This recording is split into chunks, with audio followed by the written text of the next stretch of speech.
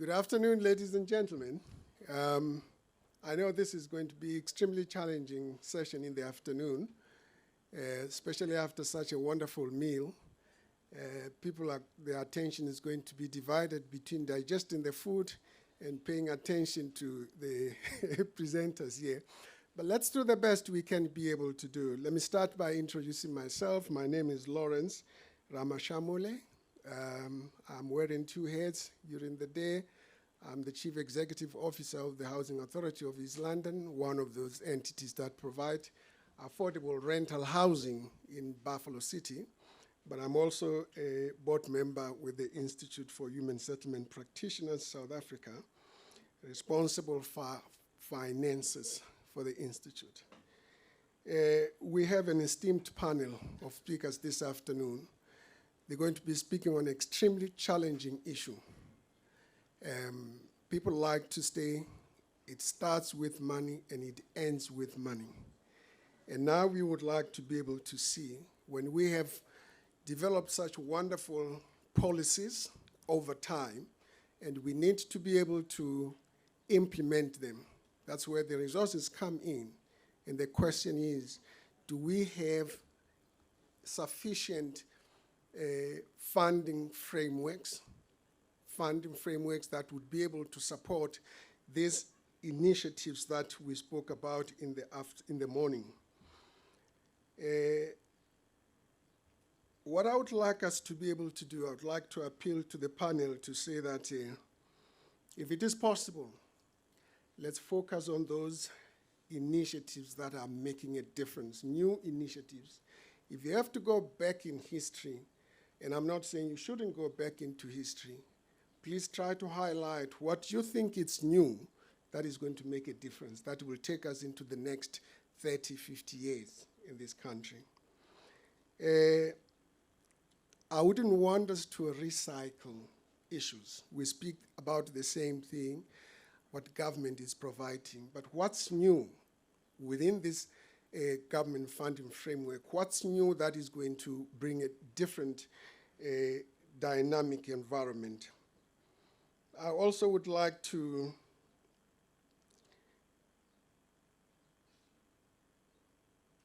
challenge the speakers to share with us to what extent are all these interventions, to what extent are they talking to each other? Are the systems so disjointed that when you put an application for housing finance, you go to one entity and you have to take exactly the same type of information to the other one. One approves your application, the other one doesn't, has more demands. Is that a possibility within your frameworks that something like that can happen? If it does, can you share with us? We've got three presenters that are here with us. The other three will be online. And I would like to, without wasting more time, to invite Mr. Bruce Gordon, the Chief Executive Officer of the Housing Finance Corporation. I think most of you know the entity Housing Finance Corporation, which was established. It's one of the initiatives that government established following the Botshabelo Accord that there must be a housing bank in the country that would be able to provide affordable housing to the beneficiaries and also to the entities that would be on lent to the beneficiaries. So I would like to invite Mr.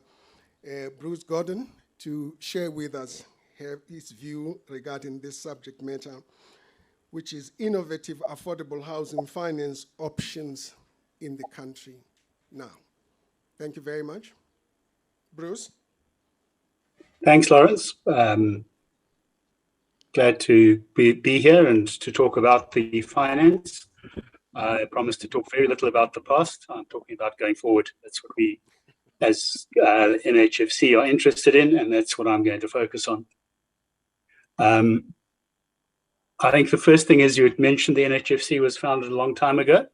We were founded in 1996, so really a long time ago, and we're currently in the process of being converted to the Human Settlements Development Bank to enable us to deliver even more. What we say is we had to improve people's lives. We've got to stay that up front, and that is the core of our existence. And we have the tools we have for that are funding homes, and then also transforming the home delivery industry. And clearly the market, as we all have been talking about, doesn't provide enough in the way of affordable homes. So we've got to find ways to do that. We're a development finance institution, and as such, it's our job to address that market failure, both with funding and to acting as a catalyst, which I think goes to your point, how do the different entities interact?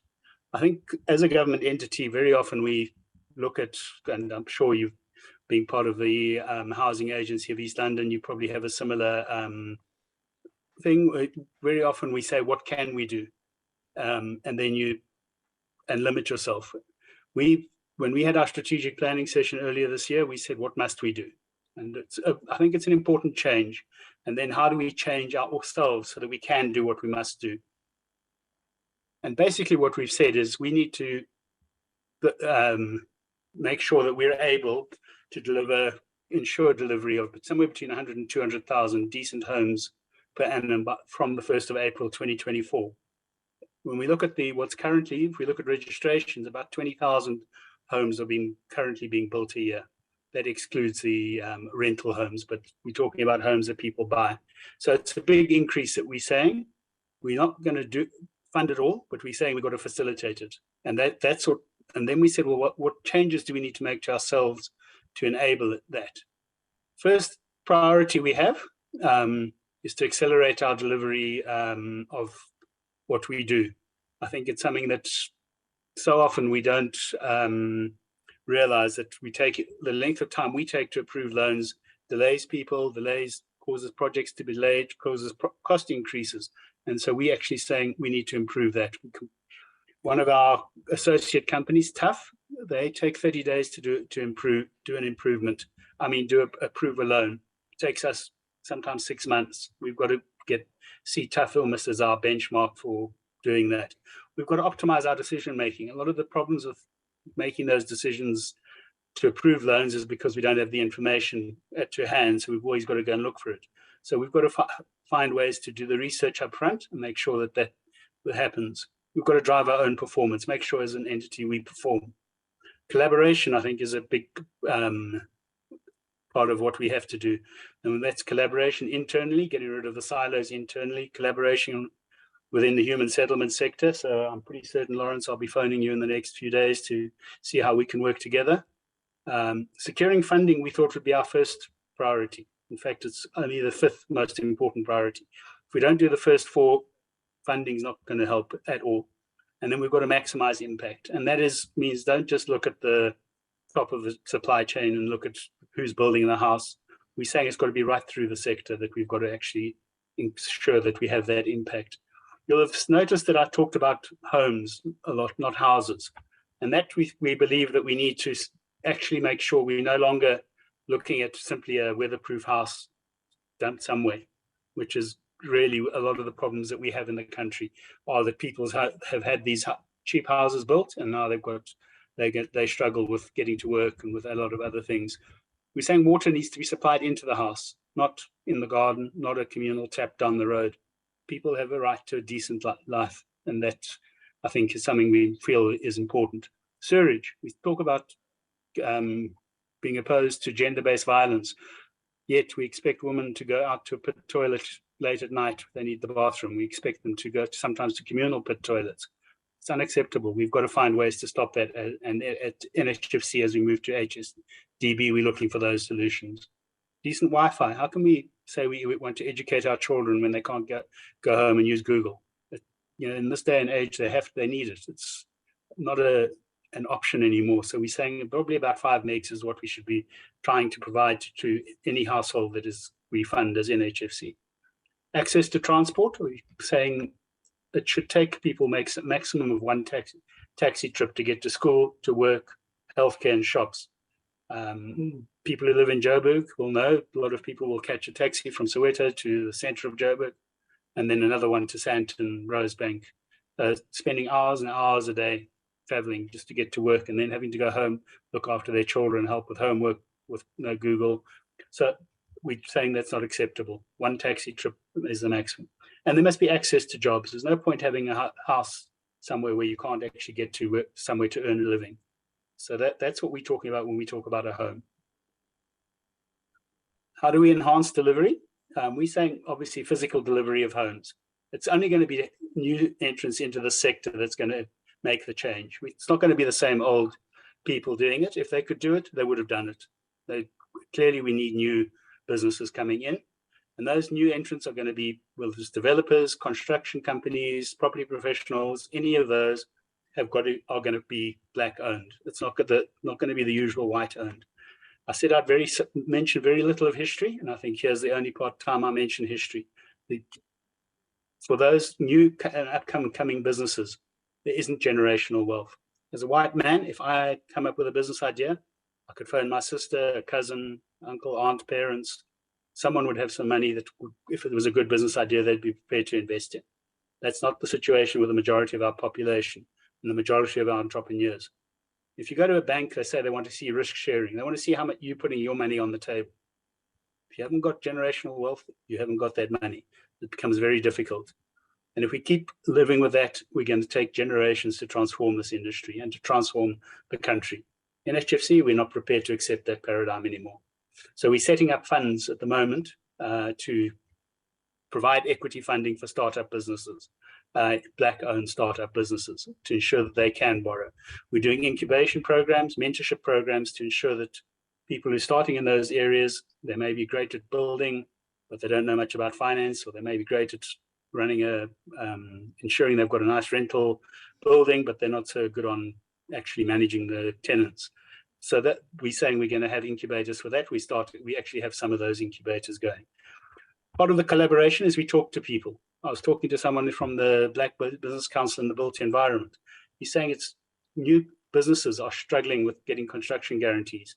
Ever since July last year, when after the riots, a lot of reinsurers left the country, and with the result, the construction guarantees just about dried up. So we are doing some research now to see how we can address it.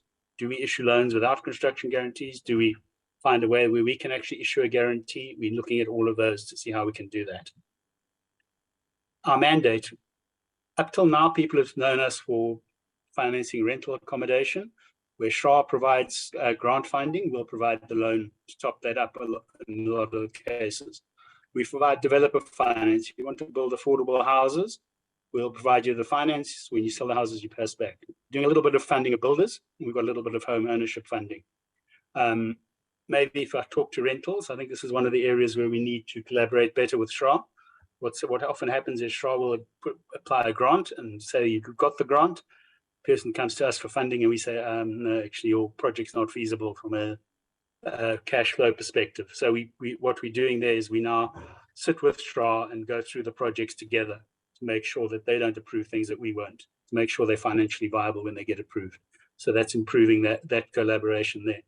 We're also saying building merchants they're going to need to go from 20,000 to 100,000 or 150,000 homes a year. They're going to need to be new building merchants. They need funding.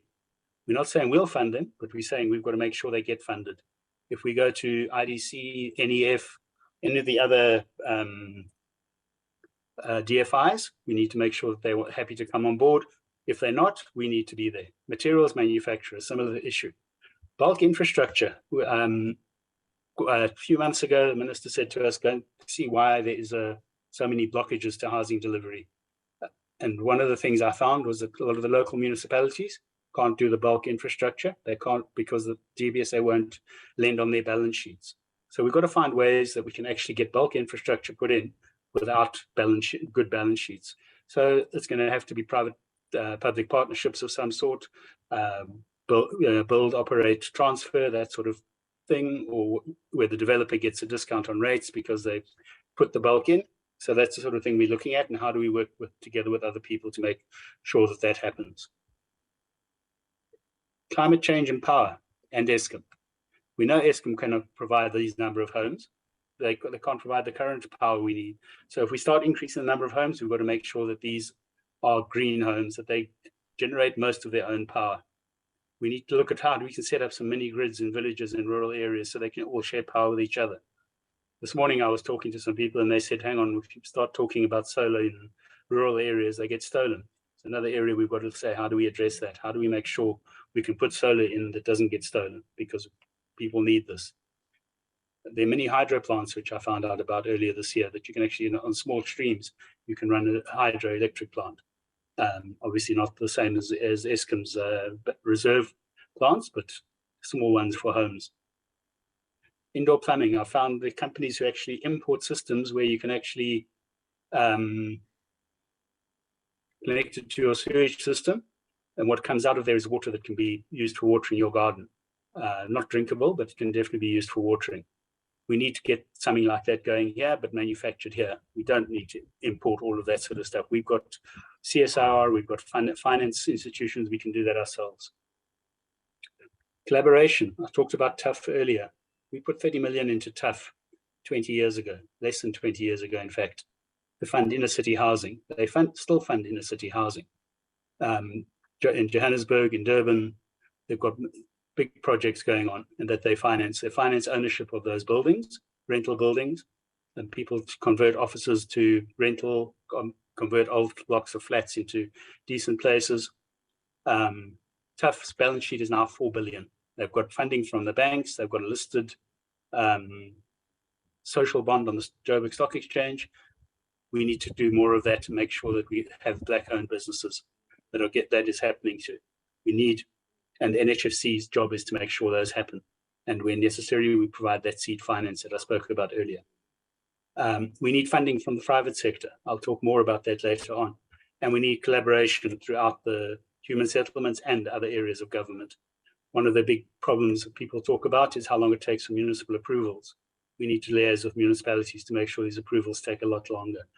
I've heard of a project in Gauteng where it took 5 years to convert a piece of land from agricultural to residential. Now they can start putting the bulk in after 5 years. We just cannot deliver if we're going to keep that sort of situation. Obviously, the fiscus can't fund this. If we're talking 150,000 affordable units, it's somewhere between 100 and 200 billion per annum we're talking about. Government doesn't have that. When I spoke at the Housing in Durban earlier this year, gave a similar presentation to this. Private sector were there, the banks were there, the insurance companies. They said, we've got the money, just give us workable projects and make sure that the risk is acceptable. And that's our job, to make sure that they're workable projects and that the risk is acceptable. If we have to put in junior debt, if we have to put in equity, that's what we're going to do, to make sure that this happens. I talked about the equity funding that we're putting up at the Housing in Durban. We said we're going to put 300 million rand into that. That's before we even become the Human Settlements Development Bank. The DBSA were there as well. They said they'll match our 300 million. So it's going to be a 600 million equity fund we're talking about. And it's something that will enable transformation in this industry, which is massively needed. And obviously from the private sector, we need a lot of technical assistance. We can't afford to hire these smart CFAs and CAs who do fancy business financing models, but we're happy to go along with those models and make sure that they work for us and that we can get in to make sure that they work for the people of South Africa to get these houses built. So what we're doing, we're looking for potential partners, private sector mainly, but obviously the Housing Authority of East London is someone we're going to look at partnering with. We're trying to find another TUF, perhaps someone who's not going to fund inner city housing now, but maybe they'll fund building merchants, or someone who's going to fund building material manufacturers. We need someone who's going to manufacture those things. We need them financed, whether it's directly by us or through another company like TUF that can use private sector funding more than we can. We've got to find ways to unlock that funding. We've got to find ways to eliminate that backlog. We need incubator programs to succeed, to make sure that these things happen. So, again, talking about all these special purpose vehicles we can set up, which we're looking at all of these types of things that we really need to make sure that things happen. Thank you.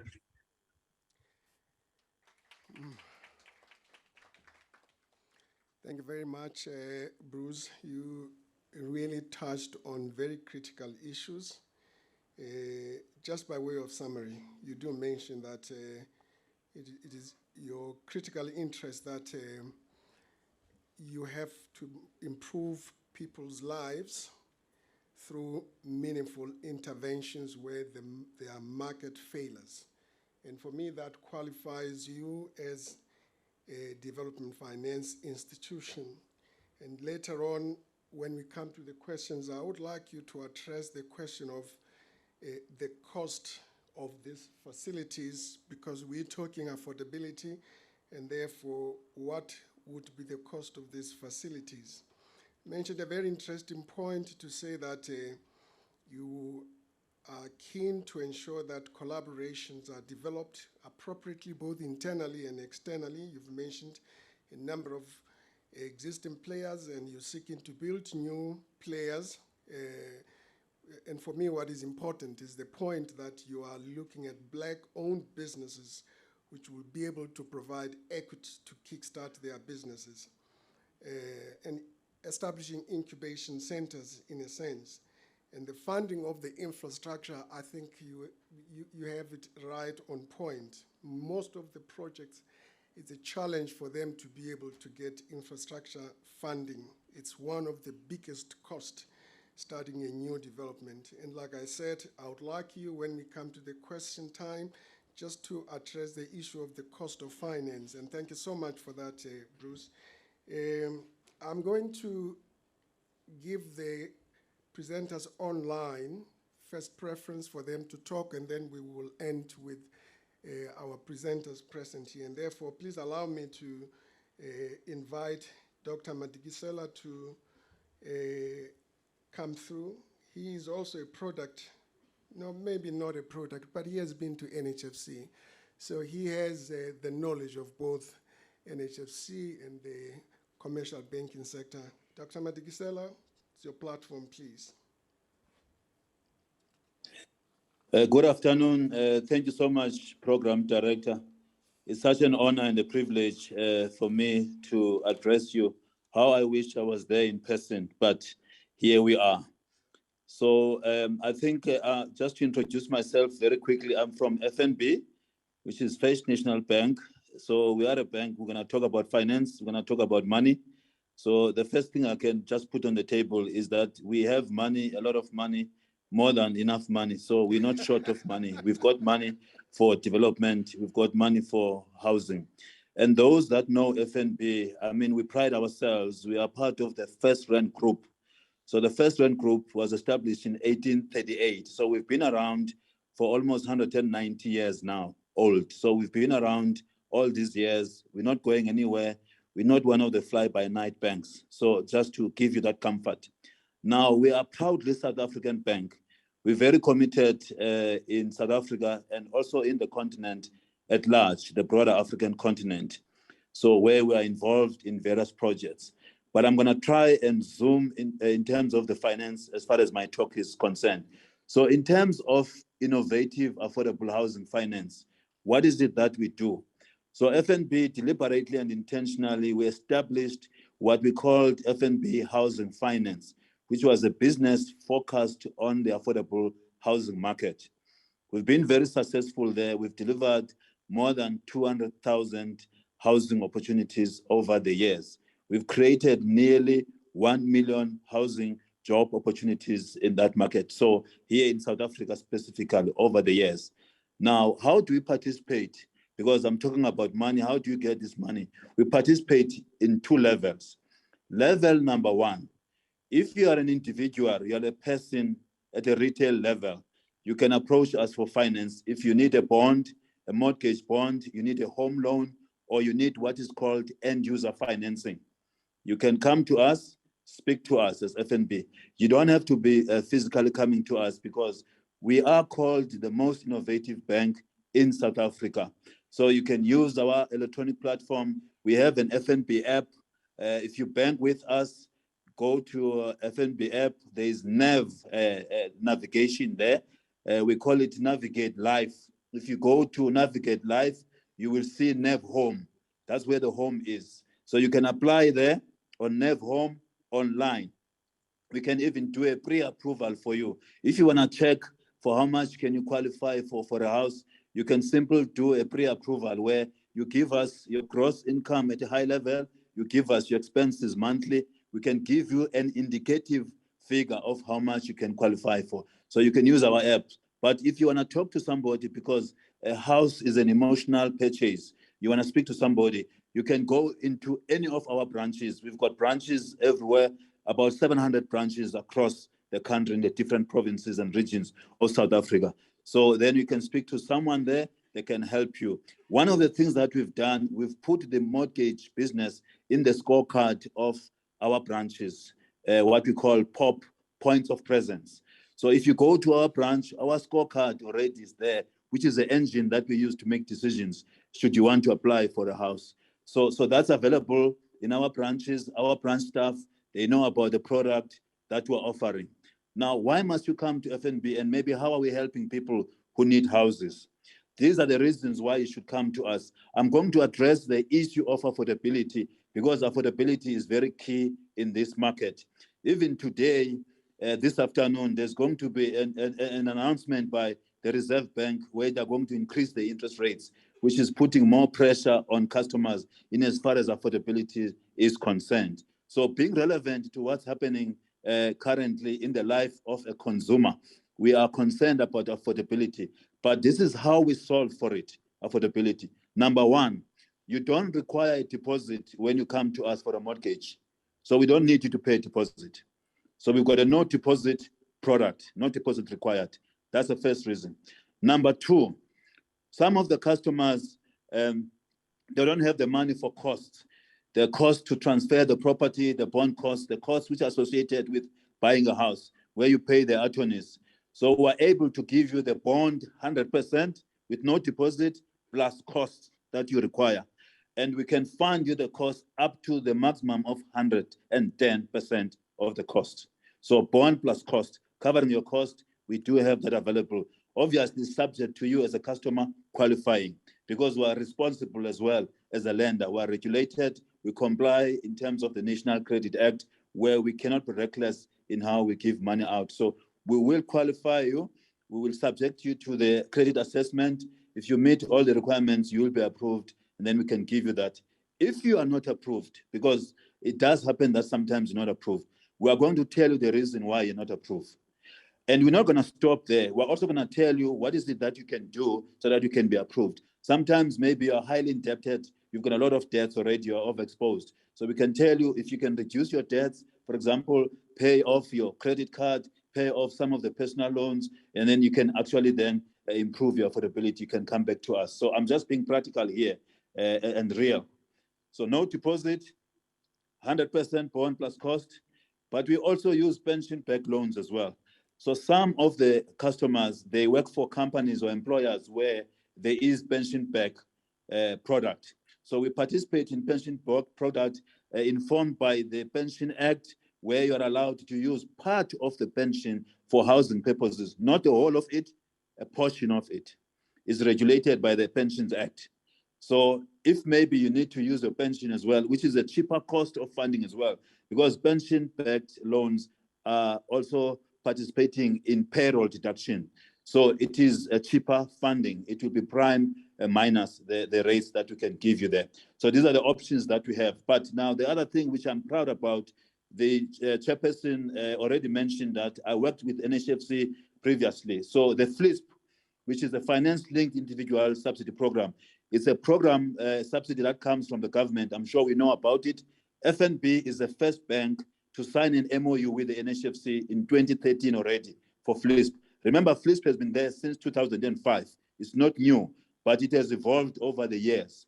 So we're the first commercial bank to sign an MOU with the NHFC for FLISP. We are participating in FLISP meaningfully. It has evolved over the years. There's even a portal now. We're participating. I'm humbled to announce that we are having 30% market share in terms of FLISP. We are the leading commercial bank in participating in FLISP in the government program, which is a flagship program of a government.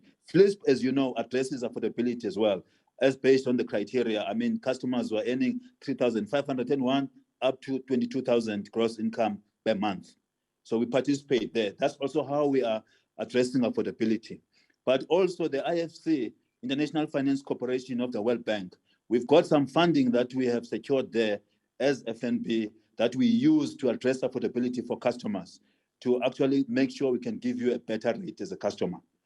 Now, everybody talks about the load shedding and all these things, so eco-energy is important. We are participating in eco-energy, maybe getting to the second level, how we participate in affordable housing. I mentioned the end user financing, the home loans, the mortgages. Second level is development finance or project finance, if you like. You can't sell houses which are not there. You can't finance houses which are not there. So houses have to be built. I'm talking to the supply side of things now. Now, in the supply side of things, we are financing developers which are creating stock which is appropriately costed, stock which is affordable, stock which is high quality stock. So we are participating in financing developers. So developer finance, project finance is also how we're participating. I mean, you can think about many projects that we've done, even in terms of embracing innovative ways of building, or what is called ABT, Alternative Building Technologies. We participate in that. Those who are in Gauteng, they know a project called Cosmos City there. We participated. We have put not less than 1 billion rand there as FNB. There's a technology called tower technology. You can't even distinguish the house that this one is brick and mortar, this one is APT when you are standing next to them. So we have finance houses there as FNB, as the first bank to do that. But even the 3D printing as well. You, please? Can I ask you to wrap up, please? Must I wrap up? Okay. Thank you. Wrapping up, Moladi construction. I know Henny is on the call. We talk to that. We participate in that technology. Lastly, FNB, because in the international conference, we are in Ghana, we are in Lesotho, we're in Zambia, we're in Namibia, we're in Swaziland, we're in Tanzania. You can talk to us there. Let me wrap it up there in the interest of time, just to respect the chairperson there. Thanks. I'm available for questions. Thank you.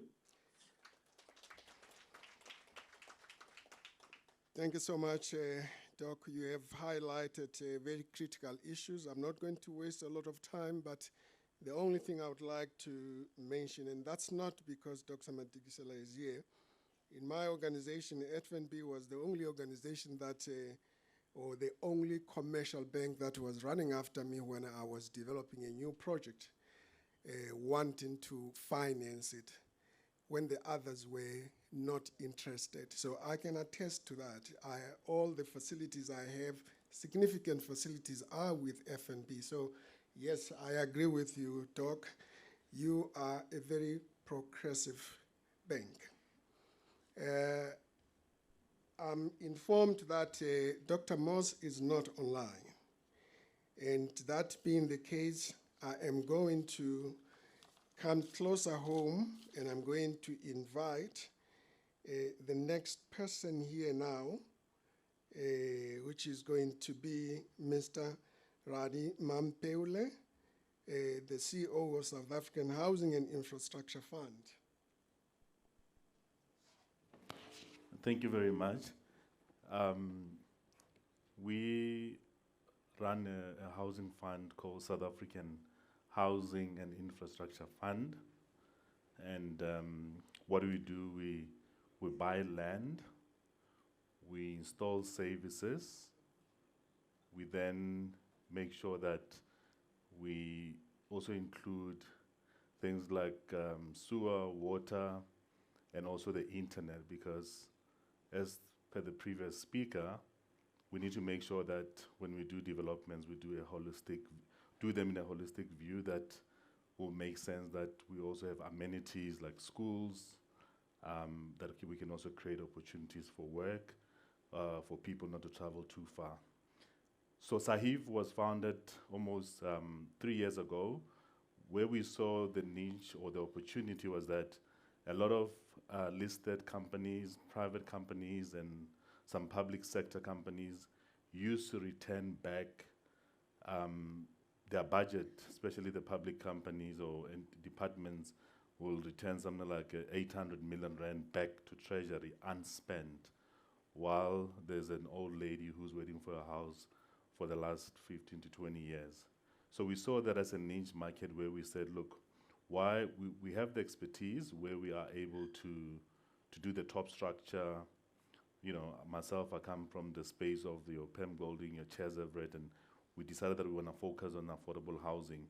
So one of the things that we did was to say that let's just focus on creating opportunities when it comes to land only, and don't get involved in the top structure at this point in time, so that we make sure that money doesn't get returned back simply because a Department of Free State Housing did not have a ready-made land. So as other speakers have said, that sometimes in South Africa can take you close to 5 years to get an approval on a piece of land. So we said we're going to specialize at that and unlock that value and just focus on that, and that's what we do. So we help South Africans with accelerating delivery of affordable housing by creating sites, opportunities for people to be able to build their own houses. Sometimes people can also build their own houses incrementally. I come from a province in Limpopo where my parents built a house over 6-7 years, having a stand. The government has got its own programs where they're saying rapid land release, where they want to give people opportunities to build their own houses. So one of the things that we do is to make sure that, we then buy this land in a fund. We've got a 15 billion rand fund that in the past 3 years and 5 years prior we could launch. We have created about 166,000 sites, housing opportunities. Now, obviously what that means, it means that those sites can be converted into a housing opportunity for either listed companies to buy them, individuals to buy them, or even in some instances we've managed to sell to government. One of the things that we've seen as an opportunity as well is that we also partner with farmers that own land that are not in a space to either offload it because there's no value in the land. So we'll then bring our own capital, do joint venture agreements with them, where we then come, we go through the town planning process with them, we do geotech studies, we install the services with them, we add value, and we agree on a partnership. I guess one of them has been in the newspaper recently, and you know, it's a new game. It's like when you coming with a new concept in the country, there'll always be some misunderstanding and the teething, and we're working towards that. But what we are focusing on, Chair, is to make sure that we can create those stands and opportunities for people to build their own housing as soon as possible. That is about 26,000 sites, housing opportunities per annum that we've created in the last 5 years.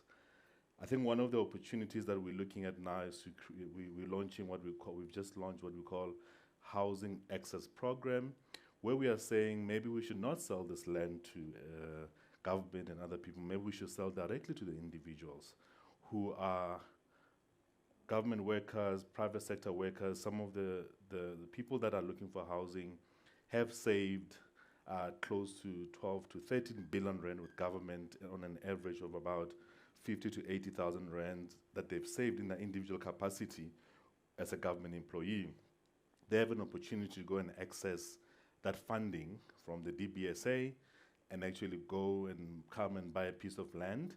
We're creating a lot of opportunities for people to start looking and say, how can we go the old way, how we grew up, where some of our parents will take 6 months to buy a mere fridge from Bears or Ellerins by doing what we call lay-bys. And we're saying, why don't we come up with innovative ways of going to the end user? And that's what we've launched now with the Housing Access Program, where Jabu can come, buy a piece of land that is worth 200, 300,000 rands, paid over a period of time, possibly also use the flips as an opportunity. We can then help them to also claim for what they've saved over the years with the government, and actually have that money and be able to start paying for their land incrementally. We've also started to speak to certain banks. In the near future, there is an announcement that will be made with one of the banks, where we basically looking to partner with them to give the same, our clients a small finance as in like 20, 30,000 rands, so that they are able to do the whole incremental building on their own, so they're not necessarily forced to go and get a bond for 800,000 if they're not able to afford it. So we've seen that there's a lot of people that will come and paint our house here at Waterfall, and the guy makes 60,000 rands, and what he does is that the bank doesn't recognize him, but now and then he does those painting of houses to 3-4 individuals per annum. He can build a house in the space of 5 to to 7 years on his own without anything. Just to let you know, some of this building hardwares, like maybe I should not mention them, but some of the popular hardwares, just all of them combined in our research, we've realized that they are currently, as we speak, holding about 3 billion rand deposits with no security, with no interest that they are earning, because individuals get given a code where whenever you've got an extra 10,000, 1,000, 3,000, you deposit into the hardware. Because you can't take the material, will be stolen. They then give you an account. Some people have died while doing that, and there's no way of relocating that type of funding. And that just shows you the desperation that the country is at, trying to say, asizenzele, how do we do it? So we want to help that market, Chair. Thank you very much. Promptly on time, Mr. Mampeule. You have answered one of the questions which I was going to put before you in respect of collaborations. You have mentioned farmers, you have mentioned relationship with DBSA and all other role players. But I would also like you, during the question session, to address the issue of the cost of these facilities. We're talking about affordability. And how does the cost come into play? We can have all the nice facilities that we wish to have, but if they are not cost effective, they may not make a big difference or any difference at all. But thank you so much. We appreciate your contribution. Let me quickly move on. I'm told I'm very generous with time, so I'm trying to make sure that we manage the time equitably. Let me invite Dr. Emmanuel Kabundu, a research fellow at the Nelson Mandela University, to make his contribution. Thanks, Doc. Thank you, Mr. Chairman. My approach is going to be a bit different. I'm building on what all the previous speakers have stated. We are just assuming that the houses are being constructed in a good location with amenities, just as we saw it was a concern for everyone. Because people need to have a good means of living so that they are not tempted to sell them. But the question is, once that unit is handed over to someone, what happens then during the entire lifespan of that unit? It still needs to be affordable. So we don't want to just look at capital costs. We also have to look at life cycle costs. And that's what basically we've been dealing with. We've been dealing with research regards life cycle costs, not just for a particular technology like concrete, but we are trying to look at different innovative building technologies. When we talk about life cycle costs, then we open up a can of worms, because there are issues dealing with energy, there are issues dealing with emissions. We saw that the minister talked about the need to comply with the South African goals regarding carbon emissions, like the 2030 and then the 2050. So it's very important. Now, wherever a project happens, obviously there will be emissions which will happen, and there's a social cost that corresponds to that in terms of carbon emissions. That social cost can be put in monetary terms. Now, in South Africa, obviously, the carbon tax is the equivalent of what usually social cost should be, although it may actually differ, because usually it's higher, much higher than it's actually much higher than the current level of the carbon tax.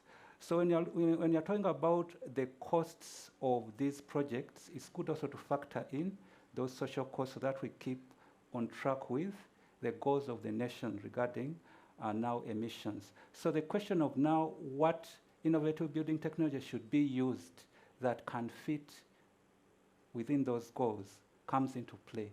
So it's not something that is very easy to just select, because the performance of a technology varies depending on the location.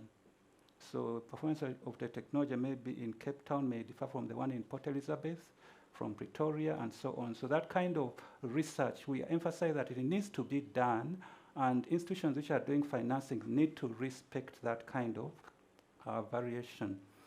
So then there is the issue of affordability of energy, because wherever there is pollution, because the carbon tax was introduced, then organizations are going to be taxed, and one of the biggest is Eskom. It provides over 90% of the energy for households.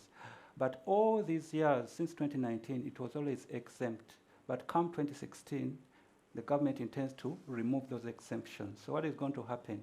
They are going to pass over those energy costs to the households. And through our research, we realized that actually it's the low-income households which will bear the burden, most of the burden for those energy costs.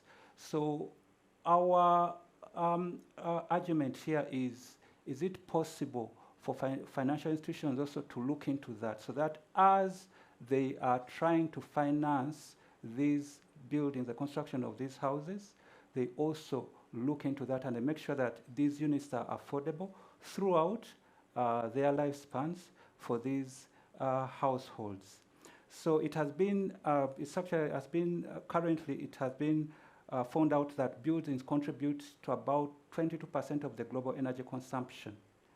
And when you come to emissions, they may contribute to about probably 18% of the emissions. So it's very important. Residential buildings, not just all buildings.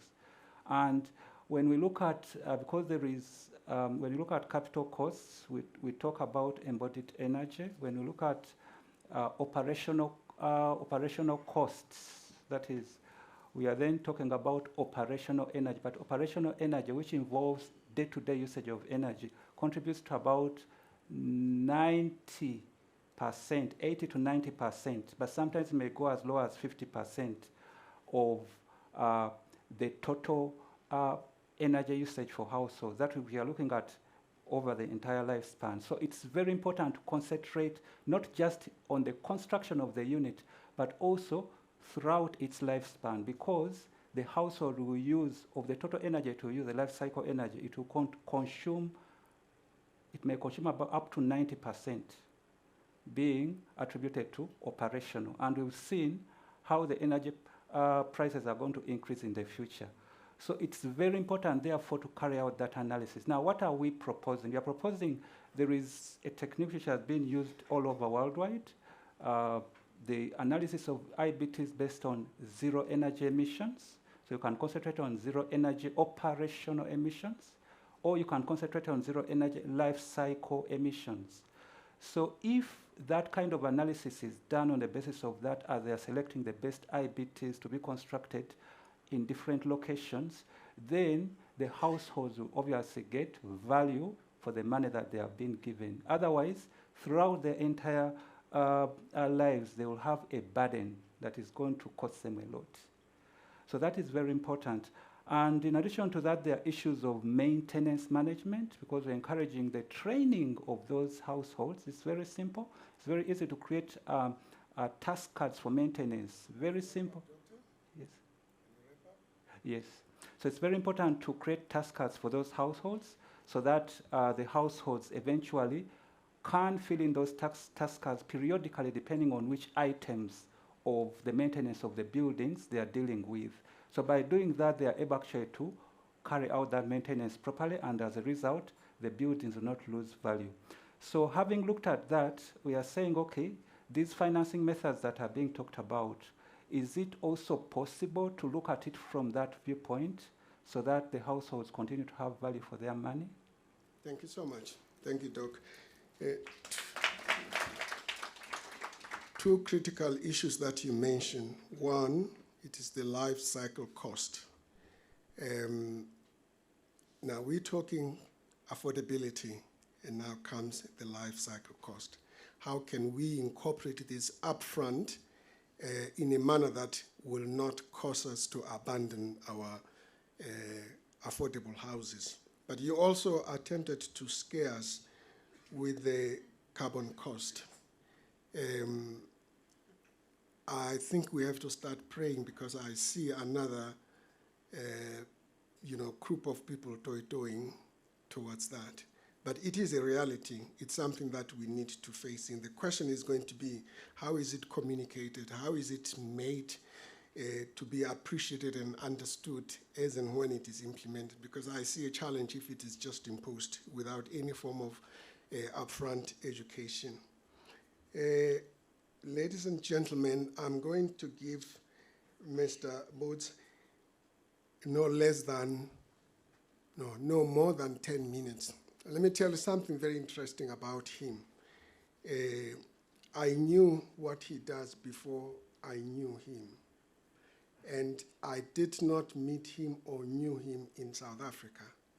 And I'm in a far-away place in Ghana, Accra, and I'm asked by someone, do you know Mr. Henny? And I said, what? And I thought they are talking about someone in Ghana. I said, no, I don't. He said, but how come you don't know me? He comes from South Africa. These are the houses that he has been building. I said, wow. So I pretended I know him. I said, yes, I do. And until I came back home, and then I sent a message to him and said, good job. You're doing a good job in Ghana. Henny, it's your chance now. Thank you very much. There you go. Thank you very much for the opportunity, especially Professor. We come from the same wonderful city, Port Elizabeth, or PE, or Kaberga. I would like, tongue-in-cheek, if I can be naughty, is to say that I've got a video of 1 minute that was prepared for the pavilion of the South African group at COP27. So please, if we can play the video.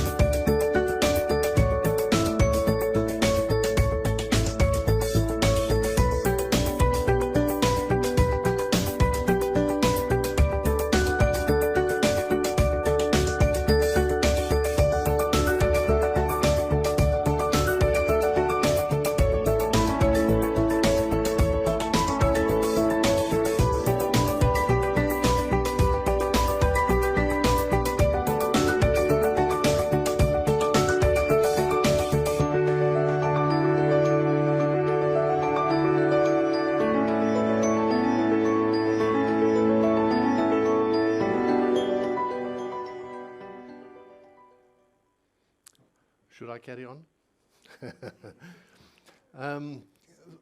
Yes, okay. So this is the most difficult part.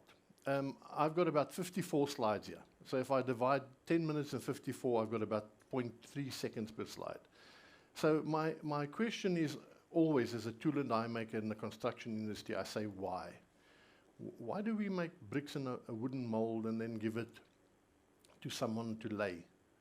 And then there's all this waste. And I think I also addressed the issues that the doctor raised about life cycle cost. Because if you look at waste, waste is a phenomenal life cycle cost because you pay 20 years mortgage over it. So I'm just going to rush through this. You talk about pollution. You know, if you look at brick pollution in India, for instance, it's 800 million ton of CO2 gases per year. So Africa needs 4 million houses. Sorry, I'm rushing through, otherwise I know I'm not going to get through this. The KZN brick structures with the floods, they collapsed, which means that brick really cannot withstand the forces of nature. If you look at prefabs, you know, a lot of people were killed, washed away, blown away, Cape Town, etc., with prefabs. In reality, our country has got two problems. Number one, it's 12.5 million people unemployed, and number two, the 3.7 million house backlog. So I say, how do we link these two? So Minister Kubai says, we must find new ways to address the backlog. And I believe that she's speaking about Moladi. So if I go through all of these problems, you know, if you look at the dates, in 2013, 58 billion to fix dodgy RDP homes. 58 billion. Now that is twice the current budget. We don't have that type of money. So, and I'm going to download this, so you're more than welcome to read through all of these things. But for me, a phenomenal man is Jay Naidu when he was Minister without portfolio. This is what he said. And I don't have my glasses on, so I know that he speaks about the problem not being addressed in 1994, and the problem has grown in size, and in reality the youth are, and Afrikaans is a lovely word, but I can't use it here, but they gatvol. Thank you. So, up to their ears, thank you. So here we have 12.5 million people unemployed. The problem, we have 3.7 million housing backlog. We live in 2,700 new informal settlements have been created since 1994. It's a huge problem. It's a huge issue. So the president says unemployment keeps him awake at night. Then David Makuru says in the same article in 2008, and at the bottom, backyard dwellers demand houses. Now, how long have we been talking houses? How long has it been carrying on? So there's a solution. Skill the millions of unemployed. The CSR, the gentleman behind me, this is a report done by the CSR. So from all the ABTs and BRIC is number 42. It's not a good system. So now I say, hey, 3.7 million housing is a solution. Use housing to create employment, producing product. When Deputy Minister, and please remember, I'm not criticizing anybody. All that I'm trying to do is I'm trying to highlight the issues that is raised versus the knowledge that I have in order to solve that problem. So that is why I say this could be a summary of all the people that have spoken today, and in here will be solutions to every one of the points that was highlighted. So we export to 26 countries. Moladi is not a construction company. We supply technology. We want to train the unemployed to build for the homeless. We want you to form your own company where you produce your own window frames, that you don't have to go to somebody and knock on the door and say, please, can I supply you window frames?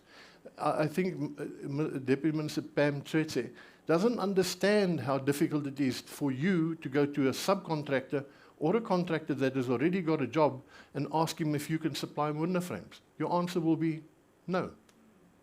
So we have to build a new model, and I believe that we can through this. And if you look at Bruce says he's got money.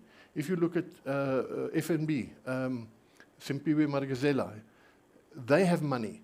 So what Moladi wants to do is use technology as a tool to empower the youth. It's not a question that we're going to build, but we know that you need money, you need skills, you need technology, you need access to market. So we know that we've gone through 36 years of development to get to a point where we can use you to develop your own villages, your houses, your clinics, whatever you need, your solar panels on the roof, in order to reduce your dependence on electricity. So let me get to where we are. We produce a mold, and we then pack the components in boxes. We ship again to 26 countries. We have a raw former. And in the raw former, we cast the foundation according to engineer specification. Then we clip the formwork together, the plastic panels. So you can see we have a document to explain how it needs to clip together. And in between the formwork, we put the door frame, we put the msimbi, the reinforcing, we put the plumbing, we put the electrical conduits, we put the block out. And then it takes us 4 hours to erect this mold. And once this mold is in place, we dwalisa it with slabati and cement. Simple. So instead of making a mold and a brick and a mold, we make a house and a mold in 1 day. So this is what the advantage is. We change the way we build. There was talk about change. We talk about disruptive. Now all of a sudden, the next day we remove the mold, like cookies. You remove the mold and there's a house. And I see that the men are outnumbered by women. So I would like to win some points here and tell the women how important they are, because they're far more productive than men on a site. Thank you. So we can cast one house in 1 day with one mold. If we have 100 molds, we can cast 100 houses in 1 day. Why do we have 3.7 million house backlog? Why are people on waiting lists for the last 20 years? It's a fallacy. So we can solve it. So this house was built in Benoni 35 years ago when I still had black hair. And Rali and I went through with FNB to go and inspect the house, because we're looking at how can we assist end users. So again, there's an opportunity where we can link other industries to this. This is in Cape Town, the gentlemen that are doing the sound at the back. This is in Parklands in Cape Town. We built this about 8 years ago, 10 years ago. They were 600,000 Rand per unit. There's one in the market now for 1.1 million. So I'm not offering Moladi as an alternative, low-cost, inferior, fall-over, next-day product. That's not what we want to do. Thank you, We Henny. build on a Moladi. Can I just skip through this, just so that you can see some of the houses? So schools, we're very busy in Western Cape.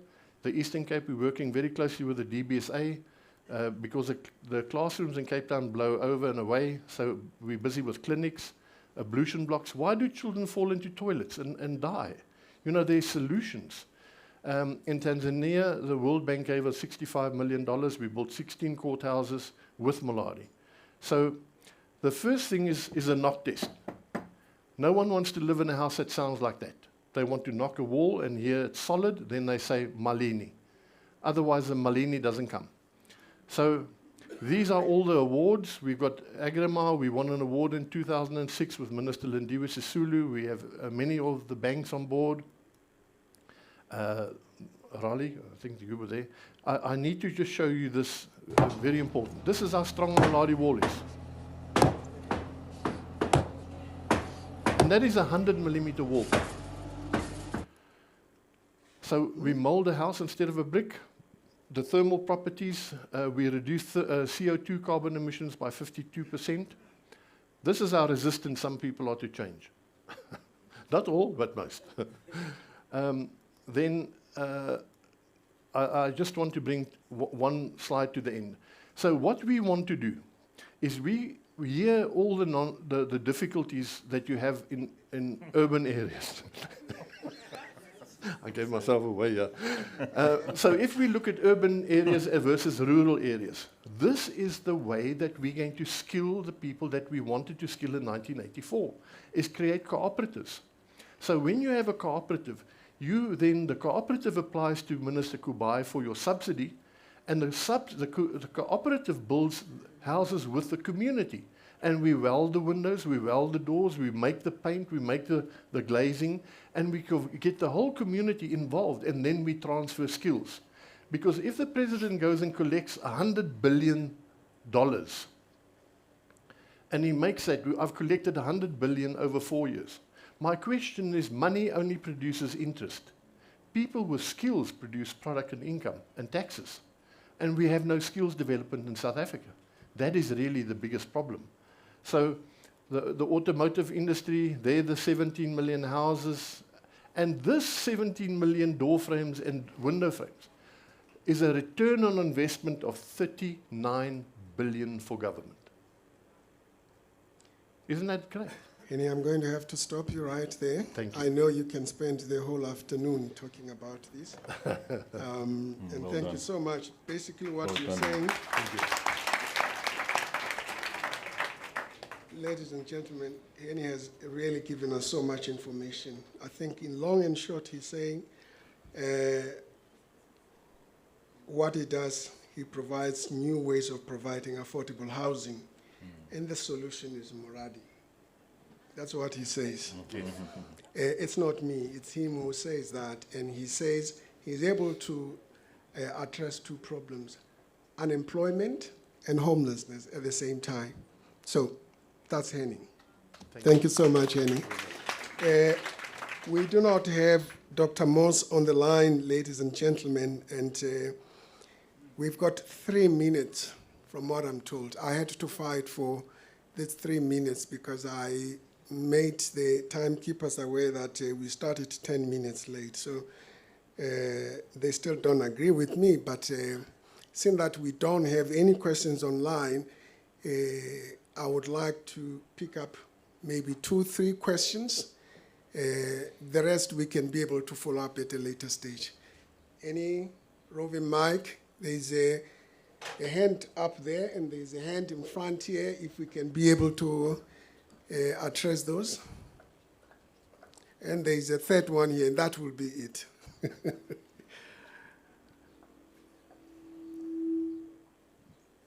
Right at the back there, start at the back there, this one will come here. Go ahead. Should I start? Yes, please. Okay, great. Thank you very much, gentlemen, for the presentation. I just have one question around alternative technology. What are your thoughts on hemp, the hemp plant, as a technology that can help with either producing bricks, but basically within the value chain of human settlements? Thank you. Second, hand at the back there, or in front here, whichever comes first. Looks like we are dead. Okay, there we go. Go ahead.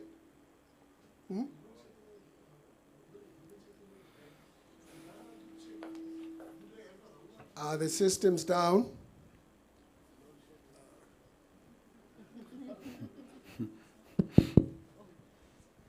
Yes, I just want to check with the Human Settlement Bank. Do they have a rollout plan in terms of how they're going to inform communities, municipalities in terms of the new approach, especially with the affordable housing? It's good and well to have it in these forums, but do they have a rollout plan? Because they mentioned at the Indaba that 300 million rand recently, it's doubled to 600 million rand. But do the stakeholders, are they aware of this? Because in the affordable market, people are very negative, because we know when they go to the banks, it's always a problem of getting pre-approvals. And I heard what the gentleman of FNB said. But in reality, I mean, if you don't earn more than 10,000 rand, you will not be able to put a product basically on the ground in the FLIS market. And that is what we are basically struggling with. Maybe they must also look at, we heard every time ministers make just announcements, heard of rent to buy for a certain period, so that people later become basically owners. What about that particular option? I want to stop there. Okay. All right. Doc? Yeah, thank you, Chair. Pedro Mzileni from the Investor of Free State. Just a question for the entire panel, including the colleague online. How best do your colleagues think you can come together to apply pressure on responsible stakeholders to fix the public transport system in the country? Because I think one of the best transformative interventions to make housing and human settlements successful and productive and sustainable and livable for people is this aspect of the transport, because it affects people's income, it affects the time they spend between work and their homes. And I think one of the responsible areas of our public transport system is the collapse of the railway train system. I mean, if you drive from Bloemfontein to Johannesburg, the amount of trucks that you come across on the road, it's way too much. It's way too much. So it tells you that there are products that are traveling on the roads and on the trucks that were supposed to be on the railway system. Yeah. And most workers, if you look across Europe on how it has modernized, it has actually modernized away from the private car to a train railway system where you are able to travel across 30 countries using one train ticket that is affordable. So in your area or in your space or in your sphere, what active role do you think you can play to fix our public transport network system in the country? Thank you so much. We're not going to take any further questions. I would like to refer the three questions to the panel here and also online. I will not try to elaborate on the questions. I think each one of you can be able to put your sense worth in contributing to the questions that have been placed before you. Henny, you want to start? If I may please ask you to go to my third last slide. I'll speak in the meantime, but please, the third last slide. Through the cooperative model, currently, if you look at the municipality on behalf of beneficiaries, apply to the National Minister of Housing for a subsidy amount, which is today 160,000 rand. If that subsidy then is approved for that province, the Department of Finance gives housing the money, housing gives the money to province, and province gives it to the municipality. The weird thing is that the Constitution says there's 160,000 rand for a beneficiary for a subsidy for a home. But then why does the municipality go to tender and choose somebody that tenders 90,000? Because what happens to the balance? So I'm saying we should be building houses for the full subsidy amount. If there is any balance left, like with the municipalities, then we should take this balance and we should transport the community because of the cooperative. So there are many ways that we could plant seeds or raise chickens. We look at food production. So that would be my take, because I think that it's sadly to say that the railway has collapsed, but I think it'll take a long time for that to be rebuilt, and I think the short term, hopefully with also the pothole fixing, but ultimately I think for me the cooperative should be, one more down please. I just want to show you this slide. There. This is how I propose that we should be approaching government. Housing alone is not Department Human Settlements problem. We need Angie Mochecha here. We need, you can see all the faces there. All of the ministers need to be brought on board because this is a national development plan issue. And if we use housing, then we can bring in so many people, Idoch Kodwana, we can bring in Skosazana Lamini Zuma. So many ministers can participate in this with a common focus, because each one of them have got money, but they don't know where to invest it. So if we look at a common focus and we say, let's focus on housing, let's develop skills through housing, let's look at roads, let's look at policing, all of a sudden we could be the sharp edge of the wedge that will be able to bring other ministries on board. And we would have had representatives from all of those ministries here today. Then we would have made impact. Thanks. Any further comments, contributions? Yeah, if I may. Yes? Okay, go for. Make it quick, please. I am told I wanted to time just is up. answer the question of hemp. You mean hempcrete? Yeah, because when you do that analysis, just as I said earlier, it varies from depending on the location, what kind of zone you are in. You know, the 6 climatic zone, or if you want, you can use the ones for, there's what they call the Copenhagen climatic classification. But, so in other words, when you, I think we did the analysis for Port Elizabeth, Cape Town, and then Pretoria, but the thing is, it varies even, for example, thermal comfort. Are you looking at natural ventilation or mechanized ventilation? You may find the way how it performs in each of them is different. So I don't remember the figures, but I remember one of the provinces, I think one of the towns, I think it was Pretoria, it performed very well, but wasn't performing very well for the coastal. That is the answer that I can give. But the analysis was also in 3 dimensions. There was thermal comfort, then there was energy-related costs, in other words, to reduce the energy consumption, how much costs are you going to add? And then there was emissions, or energy consumption. So it may perform well in 1 dimension, but the other 2 dimensions is not performing well. So that is the answer I can give you. So it's not a straightforward answer. Yeah, if I might just say one thing, Chair. I think on transportation, I think, let's just be honest, I mean, the world and the country, we are facing the 3 Cs. Conflict, which are the wars that are happening in Europe, climate challenges, and obviously we just came, or COVID. And those 3 Cs are going to keep on putting pressure to our citizens and ourselves.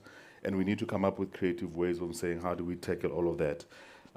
So when it comes to transport, one of the things that we do is to make sure that we buy land that is closer to the cities and the towns, so that people don't have to worry too much about transportation. Like Bruce said earlier on, that if they can take one taxi. But there's also a lot of other political will that needs to happen, because we know that the problem of the railway in South Africa, who's causing that problem? And because of the fact that we're not dealing with the laws of this country, we are scared to deal with those type of people, and that's creating problems. We need to, in the meantime, while we're looking for solutions, to come with other creative ways of bringing our people closer to where they work. Thank you so much. I'm going to have to stop everything at this point in time. I am being pressurized. I wish we could have more time to discuss some of these issues, but in conclusion, please allow me to read a question online so that you can hear what someone is saying. Why can't the Department of Human Settlements and other stakeholders come together to identify dilapidating government buildings and donate them to human settlement graduates to create social housing instead of telling them to sell cement and bricks? So that's a question online, so think about that. And thank you so much for being a wonderful audience. I thought people are going to be sleeping, but I can see you are awake. And I thank you so much. And to the guys back there, my sincere apology. This was a very interesting subject matter, and you will just have to bear with us. Thank you so much.